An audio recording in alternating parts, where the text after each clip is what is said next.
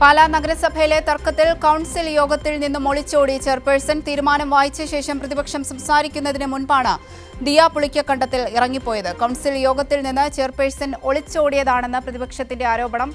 ധാർമ്മികതയുണ്ടെങ്കിൽ രാജിവെക്കണമെന്നും വിമർശനം. വിവരങ്ങളുമായി സനോജ് കൂടി ചേരുന്നുണ്ട്. സനോജ്, ഈ ചെയർപേഴ്സൺ തീരുമാനം വായിച്ച ശേഷം ഈ പ്രതിപക്ഷം സംസാരിക്കുന്നതിന് മുൻപായിട്ടാണ് ഈ ദിയ പുളിക്കക്കണ്ടത്തിൽ ഇറങ്ങിപ്പോയത്. അതിനെതിരെ വലിയ രീതിയിലുള്ള വിമർശനങ്ങളൊക്കെ ഇപ്പോൾ ഉയരുകയാണ്.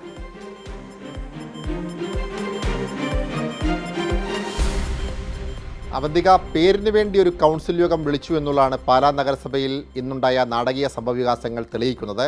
കാരണം കോൺഗ്രസും സ്വതന്ത്ര മുന്നണിയും തമ്മിലുള്ള രൂക്ഷമായ അഭിപ്രായ വ്യത്യാസത്തിനൊടുവിൽ നേതൃത്വം ഇടപെട്ടുകൊണ്ടാണ് പ്രശ്നപരിഹാരം ഉണ്ടാക്കിയത്. ആ പ്രശ്നപരിഹാരം ഉണ്ടാക്കിയതിന് ശേഷമുള്ള ആദ്യത്തെ കൗൺസിൽ യോഗമായിരുന്നു. ഈ പ്രശ്നപരിഹാര ചർച്ചയിലെ പ്രധാനപ്പെട്ട തീരുമാനങ്ങൾ എന്ന് പറയപ്പെടുന്നത് കോൺഗ്രസിൻ്റെ കൗൺസിൽ അംഗം ഉയർത്തിയ ഓട്ടോ സ്റ്റാൻഡ് വിവാദം അദ്ദേഹം പറഞ്ഞ കാര്യപ്രകാരം തൽസ്ഥിതി തുടരും എന്നുള്ളതാണ് അതിലെ പ്രധാനപ്പെട്ട കാര്യം. ഒപ്പം തന്നെ ദിയ പുളിക്കക്കണ്ടം കോൺഗ്രസ് കൗൺസിലറായിട്ടുള്ള ബിജു മാത്യൂസിനെതിരെ ഒരു മോഷണ പരാതി കൊടുത്തിരുന്നു. ദിയ പുളിക്കക്കണ്ടത്തിൻ്റെ വാച്ചും ഫയലുകളും മോഷ്ടിച്ചു എന്നുള്ളതാണ് പരാതി. ആ പരാതി പിൻവലിക്കണമെന്നുള്ളതായിരുന്നു മറ്റൊരു തീരുമാനം. ഒപ്പം തന്നെ ഈ ഉപസമിതി, അതായത് ഭരണം മുന്നോട്ട് കൊണ്ടുപോകാൻ വേണ്ടി ഒരു ഉപസമിതിയെ നിശ്ചയിക്കുമെന്നും ഈ കൗൺസിൽ യോഗത്തിൽ തീരുമാനിച്ചിരുന്നു. അങ്ങനെ ഈ കോൺഗ്രസ് ആവശ്യപ്പെട്ട മുഴുവൻ തീരുമാനങ്ങളും ഏകപക്ഷീയമായി അംഗീകരിച്ചുകൊണ്ട് സ്വതന്ത്ര മുന്നണി കീഴടങ്ങുന്ന കാഴ്ചയാണ് കണ്ടത്. അതിനുശേഷമാണ് ഇന്ന് കൗൺസിൽ യോഗം കൂടാൻ തീരുമാനിച്ചത്.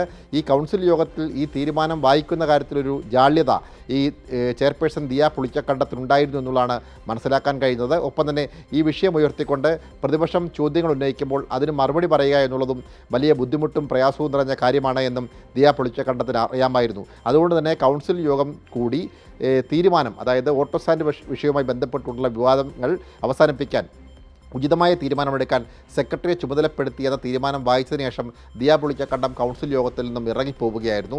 അതിൻ്റെ അധ്യക്ഷപദം അലങ്കരിച്ച ദിയ പുളിക്കക്കണ്ടം കൗൺസിൽ യോഗത്തിൽ നിന്നും ഇറങ്ങിപ്പോയതോടുകൂടി ഇന്നത്തെ കൗൺസിൽ യോഗം 1.5 മിനിറ്റ് കൊണ്ട് അവസാനിക്കുന്ന കാഴ്ചയാണ് കണ്ടത്.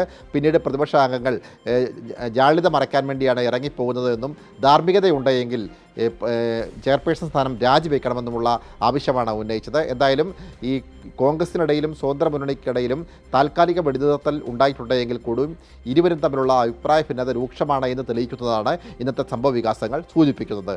അവന്തിക. ശരി, സനോജാണ് വിവരങ്ങൾ നൽകിയത്.